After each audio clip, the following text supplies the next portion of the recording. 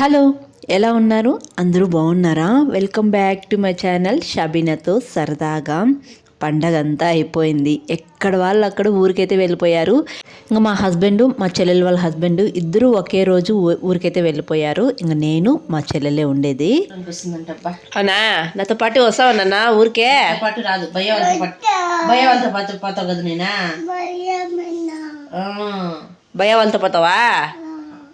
నీతో పాటు రా. నాతో రావాలన్నా?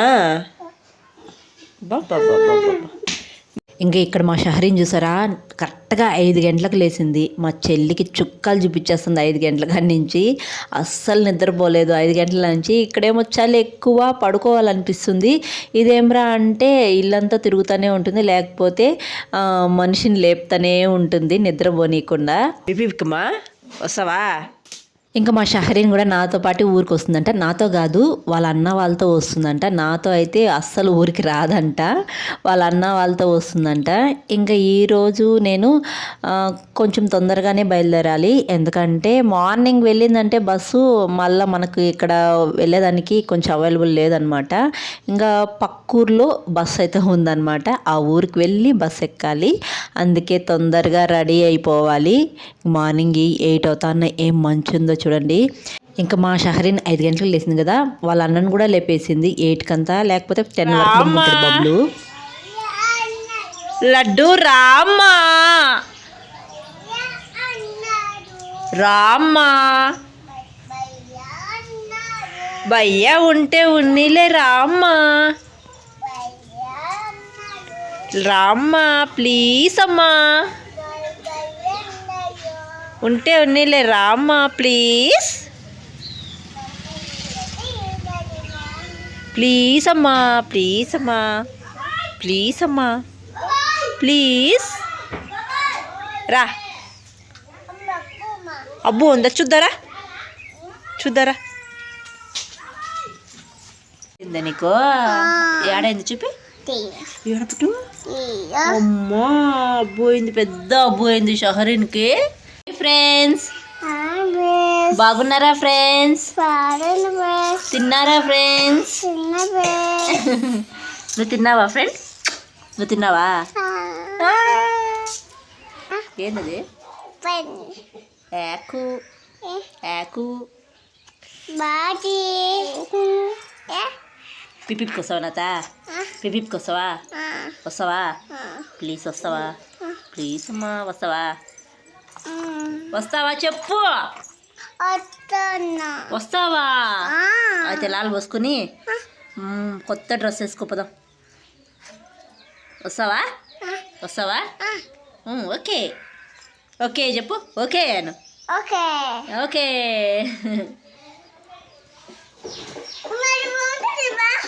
మా షహరీన్కి స్నానం చెప్పేయాలంటే అన్ని మాటలు మాట్లాడాలి, లేకపోతే ఒకేసారి స్నానానికి తీసుకెళ్తే గట్టిగా ఏడుస్తుంది. ఏందమ్మా అదే? మళ్ళా చెప్పు, చెప్పు, చెప్పదు చూడు. ఇంకా మా షహరీన్కి అయితే స్నానం చేపించేసాను. ఇంకా నేను క్యారీ తీసుకోపోవడానికి లెమన్ రైస్ అయితే కలుపుకునేసాను. ఇంకా మా చెల్లెలు మా అమ్మ అయితే లేరనమాట, వాళ్ళు మడి దగ్గరికి అయితే వెళ్ళారు. ఇంకా నేనైతే వాళ్ళు వచ్చే లోపల రెడీ అయిపోదామని చెప్పేసి అన్నీ సర్దుకునేస్తున్నాను. మా చెట్లు అయితే రోజా పూలు ఎన్ని ఉన్నాయో, పెద్ద పెద్ద రోజా పూలు ఉన్నాయి. ఇంకా అవన్నీ ఎవరు కోయరు, ఇంకా నేనైతే అన్నీ కోసుకున్నాను. ఇంకా కాకడాలు కూడా ఉన్నాయి. మా చెట్లో కాకడాలు రోజు పూస్తాయి. మా అమ్మకు కట్టేదానికి క్షణం కూడా తీరుకుండదు, అన్నీ కోసి కవర్లో అలా పెట్టేస్తుంది. ఇంతకుముందు మా అత్త వాళ్ళ ఇంటికి వెళ్ళేటప్పుడు కూడా చాలా తీసుకువెళ్ళాను. ఇంకా అక్కడైతే మా అత్త దగ్గర కట్టిపించుకున్నాను అనమాట. ఇంకా మళ్ళీ అప్పటి నుంచి అలా కోసి పెట్టేసింది, మళ్ళీ చాలా అయినాయి. ఇంక నేనైతే ఊరికైతే తీసుకెళ్తున్నాను, ఇంకా అక్కడ కట్టుకుందాము అని చెప్పేసి. ఇంకా నాకు అక్కడ దొరకనివి పచ్చి చింతకాయలు, నిమ్మకాయలు అవన్నీ కూడా ఉన్నాయి. ఇంకా అవన్నీ సర్దేస్తున్నాను. ఇంకా మా అమ్మ వాళ్ళు మడి దగ్గరికి వెళ్ళారు అని చెప్పాను కదా, ఇంక వాళ్ళు కూడా వచ్చేసారు. మడి దగ్గర అయితే కలుపు తీస్తున్నారనమాట. 3 days నుంచి తీస్తున్నారు, మనుషులు ఎవ్వరు రాలేదంట. మా అమ్మ ఒక్కటే తీస్తూ ఉంది. ఇంకా అందుకని మా చెల్లెలు కూడా వెళ్ళింది అట్లా హెల్ప్ చేయను.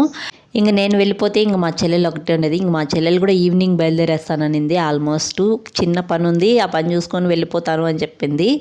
ఇంక మా చెల్లెలు నేను ఉండేంత వరకు ఉంటుందన్నమాట ఎప్పుడొచ్చినా. ఈసారి కూడా అలాగే అనమాట. వాళ్ళ హస్బెండ్కి మా అక్క వెళ్ళేదాకా నేను రాను అని చెప్పింది. ఇంకా మీరిద్దరూ మాట్లాడుకొని వస్తారులే అని చెప్పేసి వాళ్ళ హస్బెండ్ మా హస్బెండ్ చెప్పేసి వెళ్ళిపోయారనమాట. ఇంకా నేను వెళ్ళిపోతే మా చెల్లెలు కూడా ఈవినింగ్ వెళ్ళిపోతాననింది. ఇంక నేనే ఉండమన్నాను అనమాట. ఒక 2 days ఉండేసి వెళ్ళు అని చెప్పానమాట. మా అమ్మకి కష్టంగా ఉంది ఇంట్లో చేసుకోవడం, బయట చేసుకోవడం. ఎందుకంటే మడి కలుపు తీస్తున్నారు కదా, చేసుకోవాలంటే కష్టమైపోతుంది. ఈవినింగ్ 7కి వస్తుంది ఇంటికి, అప్పుడు వంట చేసుకోవాలంటే చాలా కష్టంగా ఉంటుంది. అందులో చలికాలం కదా, ఇబ్బందిగా ఉంటుందన్నమాట. మా చెల్లి ఉంటే కొద్దిగా హెల్ప్గా ఉంటుంది. ఇంక మా చెల్లి వెళ్ళేటప్పుడు కూడా ఇంక మా అమ్మమ్మ కూడా మా మామయ్య వాళ్ళ ఇంటికి అయితే వెళ్ళిపోతుంది. మెయిన్గా నేను వచ్చినానంటే మా అమ్మమ్మ కూడా వచ్చేస్తుంది. ఎప్పుడు నేను వస్తానంటే కంపల్సరీ వస్తుందన్నమాట. నేను 2 రోజులు ఉంటుంది, తర్వాత అయితే మా మామయ్య వాళ్ళ ఇంటికి అయితే వెళ్ళిపోతుంది. ఇంక ఈసారి మా అమ్మమ్మకు కూడా కొంచెం ట్యాబ్లెట్లు అయిపోయినాయి అనమాట. ఇంకా ట్యాబ్లెట్లు అయిపోయినాయి కాబట్టి అవి ఇక్కడెక్కడ దొరకవు, తిరుపతి అలా దొరుకుతాయి. అందుకని ఇంక తొందరగా వెళ్ళిపోవాల్సి వస్తుంది మా చెల్లెలు కూడా మా అమ్మమ్మని తీసుకొని. ఇంకా ఊరు నుండి వెళ్తూ ఉంటే ఎంత బాధగా ఉన్నిందో అసలు. ఎందుకో ఈ మధ్య ఇప్పుడు 2 times వచ్చినాను కదా ఇంతకుముందు. ఇప్పుడు మా నాన్నకి హెల్త్ బాగాలేదు అని అప్పుడు తెలిసినప్పటి నుంచి వచ్చి వెళ్తూ ఉన్నాను కదా, అప్పుడు వెళ్ళేటప్పుడు ఊరి నుంచి ఎందుకో చాలా బాధేస్తుంది. ఇంక అందులో మా అమ్మమ్మని కూడా చాలా మిస్ అవుతూ ఉంటాను. అసలు నాకు తెలియకుండానే ఏడుపు వచ్చేస్తుంది అనమాట. ఎందుకో అలా అనిపిస్తుంది. ఇంతకుముందు అంతా అలా ఏం లేదు, అందరూ బాగున్నారంటే హ్యాపీగా వెళ్ళిపోతూ ఉంటాను. ఇప్పుడు అలా కాదనమాట, ఎందుకో భలే బాధగా ఉంటుంది. ఇలా ఖుర్షీద్ ఏడ్చేవాడు ఊరి నుంచి వచ్చేటప్పుడు, బాగా ఎక్కులు బట్టి ఏడ్చేవాడు అనమాట. ఇంకా అనంతపురంకి వెళ్తా అన్నాము, హాలిడేస్ అయిపోయాయంటే ఊరికి వెళ్ళేటప్పుడు ఖుర్షీద్ బాగా గట్టిగా ఏడ్చేవాడు. ఆ బాధ ఇప్పుడు ఖుర్షీద్కి లేదు, నాకు ఎక్కువైంది. ఊరి నుంచి వెళ్తున్నానంటే చాలా ఏడుపు వచ్చేస్తుంది. ఎందుకో అలా అనిపించేస్తుంది. అదే ఊరి నుంచి వచ్చేటప్పుడు మాత్రం హ్యాపీగా వచ్చేస్తాను. తిరిగి వెళ్ళేటప్పుడు మాత్రం మనసులో అసలు చెప్పలేని బాధ, ఏదో బరువు ఉన్నట్టు అసలు చాలా బాధగా ఉంటుంది. మైండ్లో అంతా ఆ విషయమే, ఊరికి వెళ్తున్నామా అని చెప్పేసి అలాగే రివిజన్ అవుతూ ఉంటుంది. ఇంకా ముందు రోజు నైట్ చూడాలి, అసలు నిద్రే పట్టదు. ఇంకా మార్నింగ్ అయిందంటే మనం ఊరికి బయలుదేరాలి, సర్దుకోవాలి, ఇలాంటి ఆలోచనలే వస్తూ ఉంటాయి. ఇంకా ఊరికి వెళ్ళిన తర్వాత కూడా కొన్ని రోజులు ఉంటుంది, ఒక 2 days అలా ఉంటుంది ఈ బాధ. అందరినీ మిస్ అవుతూ ఉన్నట్టు ఉంటుంది. ఒక 10 days 1 week ఉండి వచ్చేస్తాం కదా, అందరం అక్కడ బాగా కలిసి సందడిగా ఉండేసి వచ్చేస్తాం కదా. ఇక్కడ వచ్చిన తర్వాత, అనంతపురంకి వచ్చిన తర్వాత ఇంక నా పనులు, పిల్లలు రెడీ చేయడము, వాళ్ళని స్కూల్కి పంపించడం, ఇంక వాళ్ళకి టిఫిన్స్, లంచ్, ఇంట్లో పనులు ఇవి చేసుకుంటా ఉన్నప్పుడు ఇంకా 2 రోజులు అందరూ గుర్తొస్తారు. తర్వాత మళ్ళీ నా పనిలో పడి ఇంకా మామూలు అయిపోతుంది అనమాట. అలా ఉంటుంది. ఇంకా మా ట్రైన్ కూడా వచ్చేసింది. మామూలుగా 5కే ట్రైను, ఈరోజు 1/2 hour లేట్గా వచ్చింది ఈ ట్రైన్ అయితే. ఇంకా ట్రైన్ ఎక్కేటప్పుడు ఇప్పుడు మామూలుగా నేను కొంచెం టెన్షన్ పడుతూ ఉంటాను. ఈరోజు టెన్షన్ ఏం పర్లేదు. మామూలుగా అయితే మా తమ్ముడు నుంటే రైల్వే స్టేషన్కి వచ్చేవాడు, వచ్చి ట్రైన్ ఎక్కిచ్చేసి వెళ్ళేవాడు. వాడు ఏం రా అంటే నాకంటే ముందే డ్యూటీకి వెళ్ళిపోయాడు. మామూలుగా ఈ మంత్లో హాలిడేస్ ఎక్కువ పెట్టేశాడు మా తమ్ముడు. 10 days అలా పెట్టేశాడు. ఈ మధ్య 10 daysలో మా తమ్ముడు బ్యాంకాక్ అయితే వెళ్ళాలండి టూర్కి. ఆ టూర్ కోసము ఒక 10 days హాలిడేస్ పెట్టేశాడు. ఇంకా 10 days తర్వాత మళ్ళీ డ్యూటీకి వెళ్తా అన్నాడు. ఇంకా లీవ్లు ఇవ్వరు కదా అని చెప్పేసి ఇంకా మేము వెళ్ళిన తర్వాత కరెక్ట్గా ఒక 2 days 3 days మాతో ఉన్నాడు. తర్వాత డ్యూటీకి వెళ్ళిపోయాడు. మా తమ్ముడు నింటే రైల్వే స్టేషన్ వరకు వచ్చి ట్రైన్ ఎక్కిచ్చేసి వెళ్ళేవాడు. అంత టెన్షన్ ఏం పడేదాన్ని కాదు. ఈరోజు మనిషి లేకపోయినా ఎందుకు టెన్షన్ పడలేదు, మామూలుగా బాధలో ఉన్నాను కదా. ఎందుకు ట్రైన్ ఎక్కుతూ వెళ్తూ ఉంటే కూడా చాలా బాధ, గట్టిగా ఏడుపు వచ్చేస్తుంది నాకు. అసలు కంట్రోల్ చేసుకుంటూ ఉన్నాను అనమాట. ఈసారి ఎందుకో చాలా బాధ వేసింది.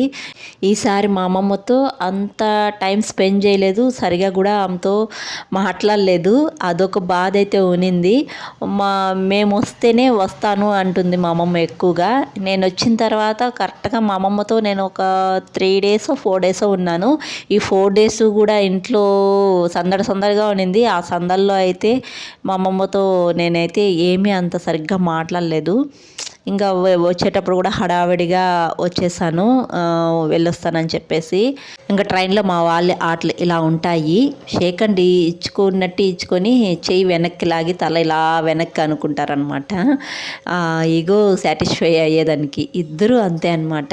ఇంకా ట్రైన్ అయితే ఎంత ఫుల్గా ఉన్నిందో తెలుసా. అనంతపురంలో దిగడానికి కూడా కొంచెం ఇబ్బందిగానే ఉన్నింది. ఇంకా మా హస్బెండ్కి ఆ ధర్మవరం దాటుకుంటానే నేను ఫోన్ చేస్తాను అనమాట, ఇలా ధర్మవరం దాటుకున్నాను, స్టేషన్కి రమ్మని చెప్పేసి. లేట్గా వచ్చాడు. పిల్లల్ని దించుకునేటప్పుడు నాకు లగేజ్ దించుకోవాలి, ఇద్దరిని దించుకోవాలంటే ఆ జనాల్లో కొంచెం ఇబ్బంది అయిపోయింది అనమాట. అందుకే వస్తానే అరిచేసాను, కొంచెం తొందరగా రావచ్చు కదా, ఫుల్ జనాలు ఉన్నారు అని చెప్పేసి అరిచానమాట. నేను ఇంకా ఇంటి దగ్గర తీసుకొని వచ్చిన లెమన్ రైస్ అయితే వాళ్ళు స్టేషన్ దగ్గర తినేశారు. ఇంకా ఇంటికి వచ్చిన తర్వాత పాలు కాంచి పెట్టమన్నాను, పాలు అయితే కాంచి పెట్టారు. సరే ఇంకా ఈడ పానీపూరి తిందాము అని చెప్పేసి వెళ్తున్నారు. ఈ బబ్లీకి మనసులో మాత్రం తినాలనిపిస్తుంది, కానీ పైకి మాత్రం వద్దు వద్దు అంటున్నాడు. ఇంకా లేదులే కొంచెం తినేసి వద్దాం రండి అని చెప్పేసి తీసుకెళ్తున్నాడు అనమాట. ఇంకా నన్ను కూడా రమ్మన్నారు. సరే ఇంకా అందరం వెళ్ళి పానీపూరి తిందాంలే అని చెప్పేసి వెళ్తూ ఉన్నాము. అసలు నేను 9:30కి అలా పానీపూరినే తిన్ను. నేనే తిన్నా ఒక 6:30-7 లోపల తినేస్తాను, మళ్ళీ తిన్ను. అలాంటిది ఇప్పుడు పానీపూరి తింటే అరుగుతుందా అని చెప్పేసి మా ఆయన్ని తిట్టుకుంటూ వెళ్తున్నాను. పానీపూరి వదిలే ఫ్రైడ్ రైస్ ఏమైనా తెచ్చుకోండి తినేద్దురు అని చెప్పాను మా పిల్లలకి. ఇంకా అక్కడికి వెళ్ళిన తర్వాత పానీపూరి లేదు, ఫ్రైడ్ రైస్ లేదు, ఈ రెండు తీసుకోలేదు. డెసిషన్ అయితే మార్చుకున్నారు. అక్కడైతే బిర్యానీ చూసారు. ఇంకేముంది, బిర్యానీ తిందామని చెప్పేసి బిర్యానీ అయితే పార్సల్ తెచ్చుకున్నారు. ఇంకా ఇంటికి వచ్చేళ్ళకు కిచెన్ అయితే గందరగోళంగా ఉంది. ఇప్పుడు ఇదంతా క్లీన్ చేసేసి పడుకోవాలి. ఇంకా నేను వచ్చేళ్ళకి జాడీ అయితే తెచ్చిపెట్టారు ఉప్పు వేసుకోవడానికి. ఇంకా మా అత్తయ్య ఏమో నెయ్యి అయితే పంపించుండారు. ఈ జాడీ ఉప్పు కోసమే నేను తెప్పించుకున్నాను, ఎన్ని రోజుల నుంచి అడుగుతున్నాను. మామూలుగా నేను ఇంతకుముందు ఉప్పు అయితే రాళ్ళు ఉప్పు అంటే మట్టి పాత్రలో వేస్తూ ఉన్నాను. అదేం రా అంటే కింద మట్టి బాగా రాలిపోతూ ఉంది, కిచెన్ అంతా కొద్దిగా గలీజ్ అయిపోతా ఉంది. ఇంకా అందుకని అది తీసేసి ఇలా జాడీలో వేసుకుంటే బాగుంటుందని చెప్పాను. ఇంకా అందుకనే నేను ఊరి నుంచి వచ్చేళ్ళకి జాడీ అయితే తెచ్చిపెట్టున్నారు. ఇంకా ఇక్కడ బబ్లు అయితే వాళ్ళ డాడీ కోసం వెయిట్ చేస్తూ ఉన్నాడు, ఎందుకంటే వాళ్ళ డాడీ బిర్యానీ తెస్తాడు కాబట్టి. ఆ డ్యాన్సులు చూసారా, అది ఎందుకో బబ్లు నేను ఎంత బాగా చేసినా ఇంట్లో తిన్నాడు. మేము ముగ్గురం బాగా ఎంజాయ్ చేస్తాము, బబ్లు మాత్రం అస్సలు తిన్నాడు. ఇంకా బయట తెచ్చింది ఏదైనా ఎంత కారం ఉన్నా ఎంత బాగాలేకపోయినా అది మాత్రము బాగా తింటాడు లొట్టలేసుకుంటూ. బిర్యానీ కూడా నాకు అస్సలు నచ్చలేదు, నేను చేసే బిర్యానీనే చాలా బాగుంటుంది. దీనికైతే గోంగూర పచ్చడి, తర్వాత ఇంకేంటో సాంబార్ లాగా ఇచ్చారు, తర్వాత పెరుగు పచ్చడి ఇచ్చారు. నాకైతే అస్సలు నచ్చలేదు ఈ బిర్యానీ. అయితే నేను చేసేదే బాగుంది అనిపించింది నాకైతే. ఈ బిర్యానీ అయితే ఎంత ఇష్టంగా తిన్నాడో తెలుసా బబ్లు అయితే. నాకైతే ఆశ్చర్యం అయిపోయింది. బబ్లు మామూలుగా బిర్యానీ అంటే వద్దు వద్దు అనేస్తాడు, అలాంటిది బయట ఫుడ్ మాత్రం బాగా ఎంజాయ్ చేస్తాడు. ఇంకా నేనైతే కిచెన్లో క్లీనింగ్ ప్రాసెస్ అయితే పెట్టుకున్నాను. ఇంకా నేను కడిగి పెట్టేసిన సామాన్లే బూజు పట్టేస్తున్నాయి. వారానికే కొంచెం గందరగోళం అయిపోయింది. మా హస్బెండ్ ఇలా ఉన్న పేపర్ అలా కూడా వేయడు, ఎలా ఉన్నింది ఎక్కడునింది అలాగే పెట్టేస్తాడు. కొంచెం క్లీన్ కూడా చేయడు అనమాట. ఎన్ని రోజులైనా ఎన్ని నెలలైనా నేను వచ్చి మాత్రమే చేసుకోవాలి. కిచెన్ అంతా క్లీన్ చేసి నేను కూడా కొద్దిగా ఫ్రెష్ అయిపోయాను. ఇంకా మా హస్బెండ్ ఊరి నుంచి వచ్చేటప్పుడు ఇవి తెచ్చారు, మా అత్తయ్య పంపించారంట. గుమ్మడికాయ, రాగి పిండి, కొబ్బరి ఇవన్నీ కూడా సర్దుకునేసేయాలి. ఇంక ఈ వీడియో అయితే ఇక్కడితో ఎంజాయ్ చేస్తున్నాండి. ఇంకా మన ఛానల్లో మంచి మంచి వీడియోస్ అయితే వస్తాయి. ఇంకా మా మ్యారేజ్ డే వ్లాగ్ అయితే వస్తుంది. ఇంకా నేను మ్యారేజ్ డేకి ఏం కొన్నాను అనేది కూడా నెక్స్ట్ వీడియోలో అయితే అప్లోడ్ చేస్తాను. ఈ వీడియో అయితే ఇక్కడితో ఎంజాయ్ చేస్తున్నాను. లైక్ చేసి సబ్స్క్రైబ్ చేయండి. బాయ్.